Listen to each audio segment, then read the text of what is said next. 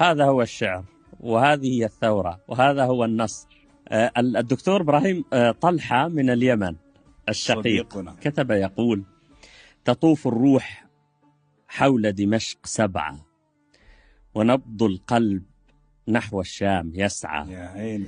لحيث العاديات أغرن صبحا، وحيث الموريات أثرن نقعا، الله. وحيث الخيل يسبقها صهيل، به جزن المدى فوسطن جمعا، هنالك للعروبة تاج عز، أيا تاج الرؤوس رفعت رفعا، خليلي من دمشق يلوح برق، فحيا بارقا منها ولمعا، طوالع للنجوم إذا تراءت، أضاءت من دمشق سماء صنعا، الله. سلام يا دمشق إليك منا، سلام يا دمشق إليك منا، عليك صلاتنا وترا وشفعا، وأهل الشام هم منا وفينا، ألا أنعم بهم أهلا وربعا، بكوا فرحا فأبكونا جميعا، فقد ذرفت عيون القلب دمعا، بلاد الشام لليمن امتداد، دم متمازج